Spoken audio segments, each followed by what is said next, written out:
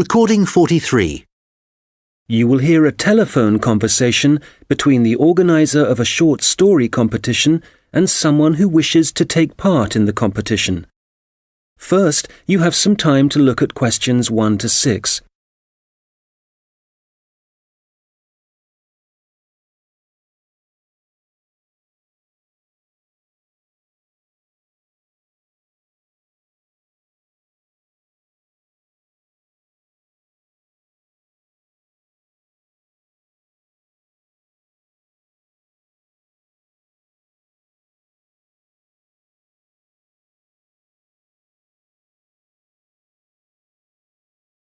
Good morning, Dave speaking. Oh, hi. I'm phoning about a short story competition. I saw an advert in a magazine and I was just calling to get some details. Yes, certainly. I'm the competition organizer, so I should be able to help. What kind of details are you looking for?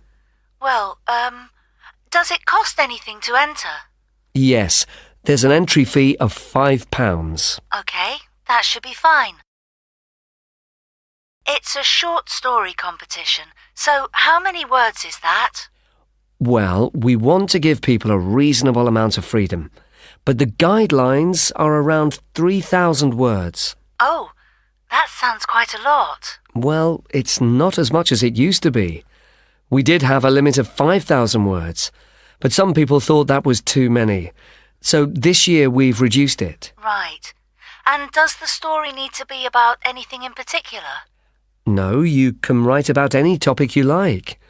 But the main point of the competition is that it has to have a surprise ending. Oh, I see. That sounds interesting. I don't think I've ever written a story like that before. Yes, it's something we've introduced for this year's competition. Right. I'm 18. Is there any age limit? Yes, you need to be 16 or over. So if you're 18, that's fine. Great.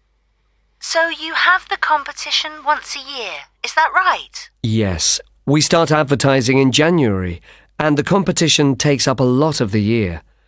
We give people a few months to write their story, and then it takes quite a long time to judge all the entries and to announce the winners. I see. So when is the closing date for the competition? It's already April.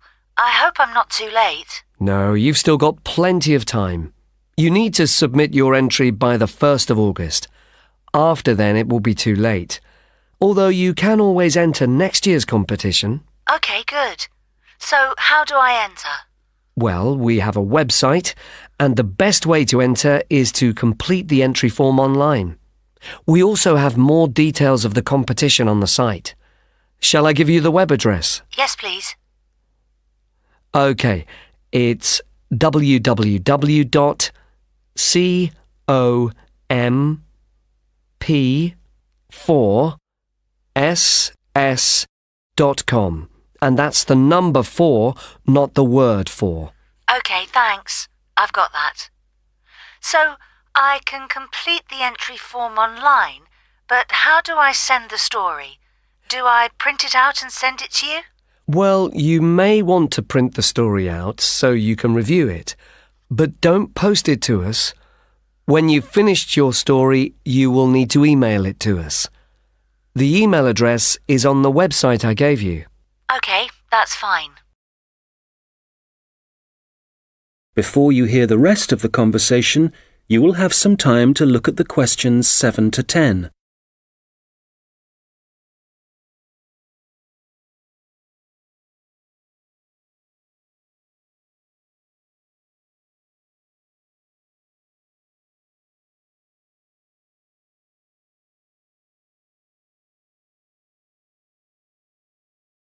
Now listen and answer questions 7 to 10.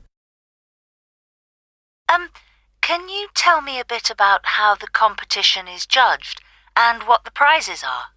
Yes, of course. Well, once we have all the entries, I send them to all the judges. Our competition is quite popular, so we are lucky to be able to use famous authors who are very interested in the competition. That's fantastic. It's great to know that someone famous will be reading my story. Yes, that's right.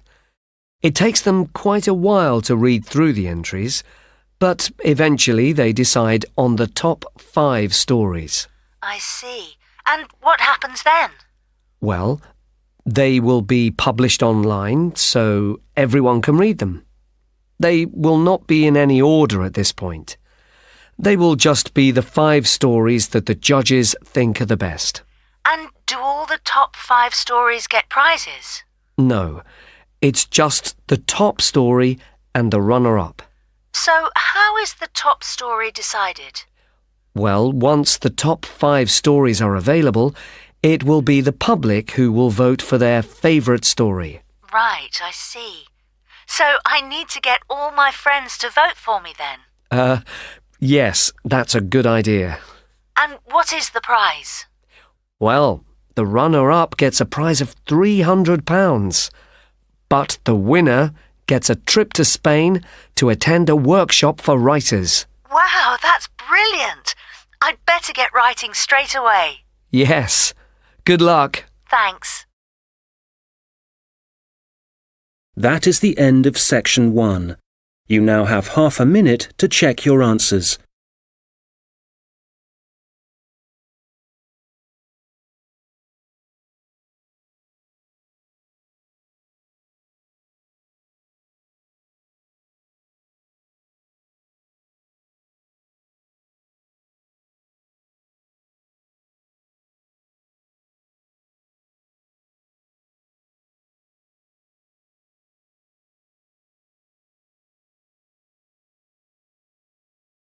Now turn to section 2. Recording 44. You will hear a guide talking about a sea life centre. First, you have some time to look at questions 11 to 17.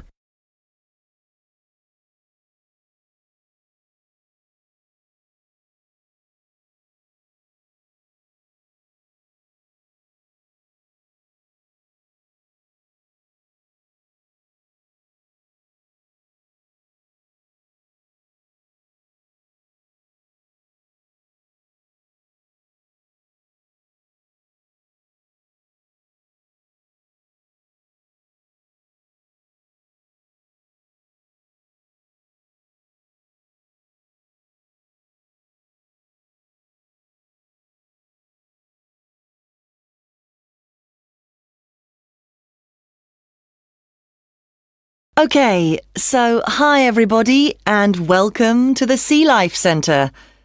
Before you start on your tour, I'd just like to give you some information about things to look out for as you go. Well, first of all, I guess some of you may have been here before and may be surprised to see the name has changed. We're not called World of Water anymore. Since the beginning of this summer, we've been renamed, and we've also made a few other changes. However, the main attractions like the aquarium, the crocodiles, the penguins and so on are still here. But we have a new restaurant and picnic area, and the latest thing that we have, and it was only finished last week, is the splash ride. This is an exciting new area of the centre and is pretty scary, and of course you do get a bit wet, so make sure you're not wearing your best clothes. As I said, the main attractions are still here, and the most popular thing that everyone wants to see is feeding time, especially for the crocodiles and the seals. We used to have the main feeding time in the afternoon at around 3 p.m. But we found that some of the animals got a bit hungry waiting until then, and so we now have it at noon. They seem much happier with the new time, although it's a bit difficult to know what they're thinking. Now, I'd like to mention something new that we've introduced this year that we're very excited about. It's called a VIP ticket. The VIP ticket costs an extra £2 per person, and you will be amazed at what it allows you to do. With this, you'll be allowed to feed the sharks. Now, I know that for some people, this might be quite a frightening thing to do, but it is perfectly safe. For those of you who are a bit unsure, we do have a video you can watch to see what happens. It's a great experience, and your friends will be very impressed. Speaking of friends, I'd just like to remind you that the Sea Life Centre will be more than happy to organise a birthday party for you and your family and friends. If you need more details, you can speak to me afterwards, and there are also forms at the entrance that you can fill in. I'd also like to bring your attention to the good work that the Sea Life Centre is doing in support of animal conservation. I'm sure you're all aware of the worrying situation with a large number of species facing extinction. Here at the Sea Life Centre, we're taking action by asking as many people as possible to sign a petition. Once we have over 5,000 signatures, we are planning to send it to the government in the hope that more people will begin to take it seriously. Right, well, there's obviously a lot going on at the centre and a lot of things to discover. At all the attractions, there is helpful information, so please read as much as you can, and if you want to see what you've remembered, please do the quiz after your visit. There are no prizes, of course, but I'm sure you'll be surprised by how much you've learnt. Before you hear the rest of the conversation, you will have some time to look at the questions 18 to 20.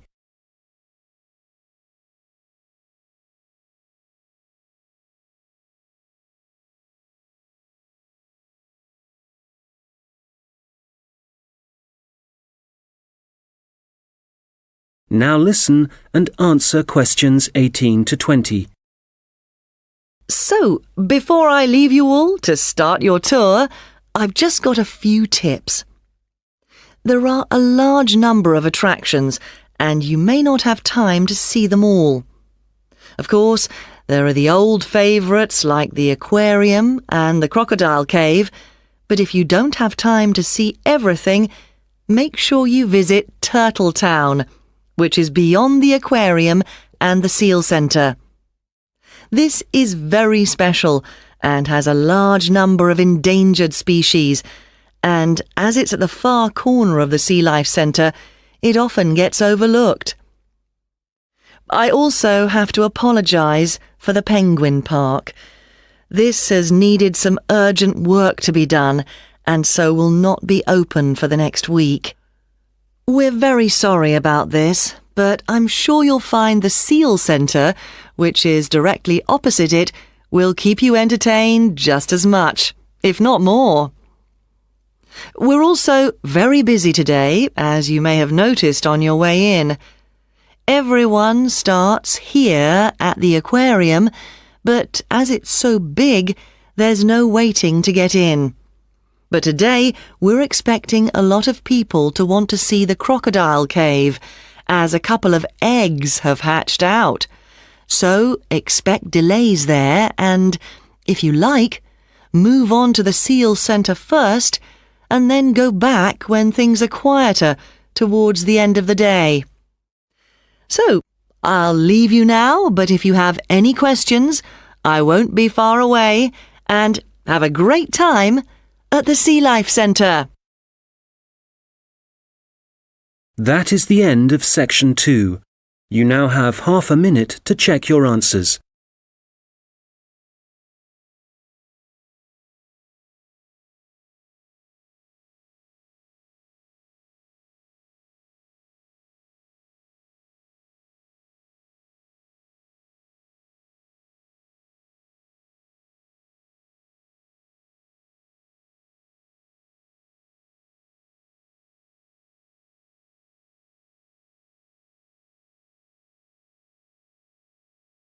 Now turn to section 3.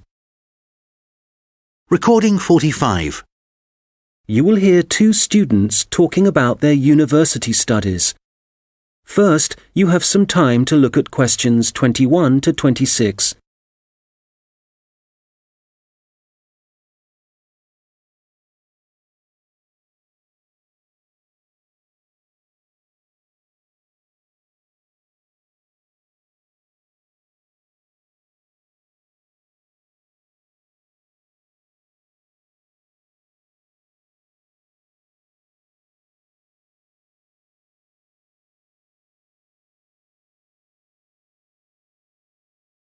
Oh, hi, George. How's it going? Hi, Martina. It's going well. How about you? How's university life? Well, it's great. Apart from the studying, of course. Yeah, me too. What are you studying? I seem to remember that you were going to do art. That was your best subject, wasn't it? No, not really. I just liked the teacher. He was French and had an amazing accent. My favourite subject was history, but I couldn't see what career that would give me. Ah, right. So what did you choose? Well, I found it really difficult to decide. I was really good at science, but I must admit, I never really enjoyed studying it. So, in the end, I decided to opt for English, which was my second favourite subject, and I thought it would be more useful to me than studying anything else. So, that's what I'm doing. How are you finding university? Well, it's a bit of a challenge, I suppose. Are you finding it difficult? Well, some of it. I'm doing mechanical engineering, which is really interesting, but it covers quite a lot of areas, like materials science, machine design, physics, and of course mechanics. And they're all fine, but it's maths that I'm struggling with. It's a lot harder than it was at school. I can believe it. It all sounds very difficult to me. But then I never was very good at mechanical things. I suppose it must involve some practical work. Well, not at the moment. Currently, it's nearly all theory, so it's a bit heavy going. I guess you need to start with that so that you can get a grasp of the concepts and learn a few facts before you start putting it into practice. It must be a lot different to the course that I'm taking. Yes, but in a few weeks we'll be having a lot more practical experience. In fact, I've got a great assignment this term working on jet engines, which means I'll be going on a few field trips to a nearby airport. Oh, that's great. It sounds like you're going to be very busy. Yes, I'm not sure how I'm going to cope with the work. We have a lot of lectures, and that's fine. The lecturers are very knowledgeable, and I learn a lot from them. But we also have a lot of seminars, and I find with so many people expressing their views, it can get quite frustrating.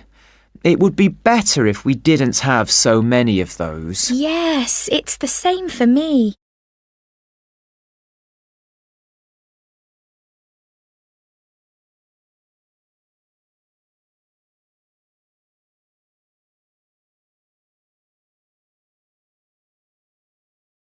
Now listen and answer questions 27 to 30. How are the students at your place? Well, I haven't really met anyone yet. They all seem a bit quiet. Perhaps they're working hard. They don't appear to be very studious here, but they are very friendly. I must say, I've been doing a lot of sitting around and chatting over the last week or so. Well, that's good. The only person I've spoken to really is my tutor. He's very approachable and seems to understand how difficult it can be starting university. It's good to have someone you can talk to, and he may help you meet other students. Actually, that doesn't bother me. I'm bound to get to know some people sooner or later. It's more a question of finding out what I need to do, where to go and so on. I hope he can help me with that. Oh, I would have thought so. Well, we certainly have a lot of work ahead of us. It seems like a long time, doesn't it? Studying for 3 years. Yes, it does. But I'm sure it'll go quickly. You know, I'm really dreading the first assessment. Yes. For the course I'm doing, we have to hand our first one in at the end of next month. Really? So, have you got the topic yet? No, but we'll get it soon. I'm not sure how much we have to write yet. Not too much, I hope. I know what you mean. And it's hard to study, especially where I am now. Oh, where are you living? I'm living in a hall of residence. I thought that would be a good idea, as there'd be a lot of people around, but I'm finding it a bit noisy. I can see that I'm going to have problems when I really need to get down to some work. So, I guess you need to be somewhere on your own then? Yes. Well, I do like to have some people around me, so I'd prefer to live with a family somewhere, in a house not too far from the university. Well, good luck with that. Yes, thanks. And good luck to you as well. Oh, I have to dash now. I've another lecture in 10 minutes. Bye for now. Bye. That is the end of section 3. You now have half a minute to check your answers.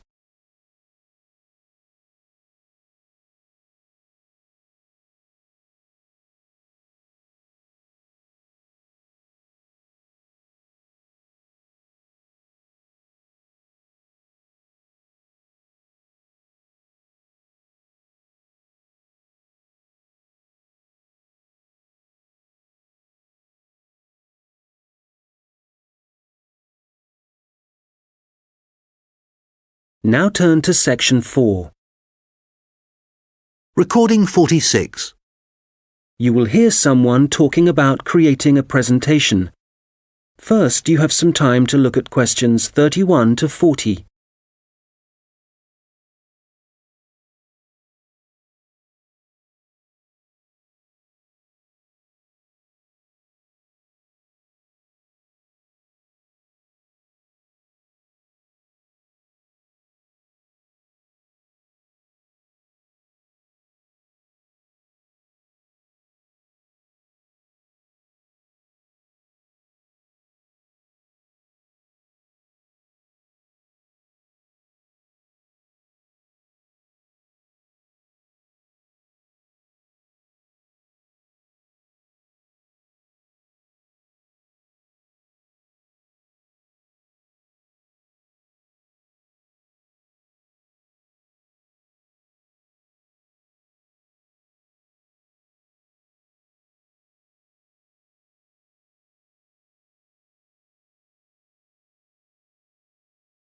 Now listen carefully and answer questions 31 to 40. Hello, everyone. You've all been given an assignment for your sociology course, which will involve giving a presentation to the rest of the group. And so today, I'm going to be giving you a few tips on how to prepare your presentations.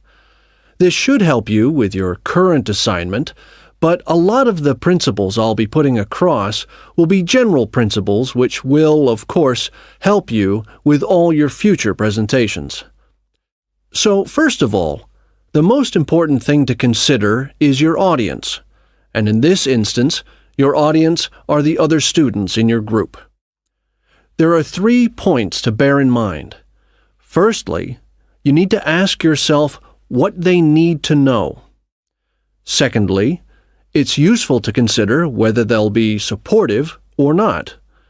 And thirdly, will it be a small group, say 3 or 4, a moderate gathering of 20 or so people, as for your current assignment, or will there be hundreds of people?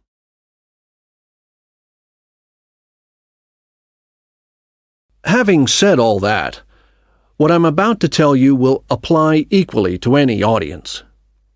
So, How do you structure your presentation? Right at the beginning, you should tell them something that forces them to pay attention. This could be something surprising or even shocking, but it needs to be relevant. After that, you need a list of items or topics showing them what you'll be covering, rather like an agenda. And then the main part of the presentation will follow. This main part will be the detailed information you'll be presenting and could include facts, statistics, personal experiences, etc. After this, you should summarize what you've presented and close with what I call next steps. For this assignment, you could simply point the group to other sociology reference material. In other cases, you may want to suggest some actions that people can take. Now, what about the design of the slides for your laptop? Well, the important thing here is to be consistent. You need to have the same type of font and use the same color and size for the same elements. For example, all headers need to look the same. All bullet points need to be presented in the same way. And don't just stick to words. Bring the presentation to life by adding graphics. These could be in several forms, such as pictures, flowcharts, diagrams, histograms, and so on. And so let's move on now to presenting. You have your presentation prepared, and you're ready to start. Well, it's important to give a good impression from the start. So take 3 deep breaths, look at the audience, no matter how frightening they may be, and be enthusiastic and energetic. As you go through the presentation, remember to provide some variety in the way you speak. So, for example, you can talk fairly rapidly for information that may be familiar, but then slow down for more unfamiliar sections. And change your tone as you speak. Don't keep it at the same level all the way through. As I mentioned, look at your audience. A good tip is to pick people out and look at them for around 5 seconds.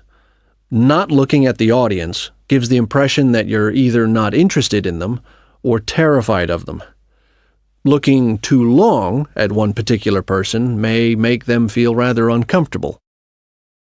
There may be points in your presentation that you want your audience to really absorb, and in order to make important points stand out, you may consider adding silence right after these. It will give people time to reflect on what you've just said. Also, you may be presenting complicated ideas or technical details, but try to keep everything as simple as possible. Use simple words and as few as possible. And be clear. If you say something like, "This appears to be," it implies uncertainty. So using weak verbs such as appears, seems, could be, etc., needs to be avoided. I'll just finish off with a few thoughts on questions and interruptions from the audience. You may choose to invite questions from the audience as you go, or ask them to wait until the end. Either way, questions should be encouraged, as it provides you with some feedback on how interested the audience is and how well they're understanding you. When a question is asked, you need to provide an answer that is as accurate as possible. So, initially, my tip is to repeat it. This will ensure you have heard it correctly and will give you a few seconds to gather your thoughts. Interruptions, on the other hand, can be unwelcome, and you may get them for a variety of reasons. It's likely, however, that there's something in your presentation that's unclear or confusing. So my advice is to reduce problems by reading through your presentation beforehand and predicting potential points which could cause interruptions. You may then want to change that part of your presentation, or at least you'll be prepared if someone does interrupt you. Now, do you have any questions?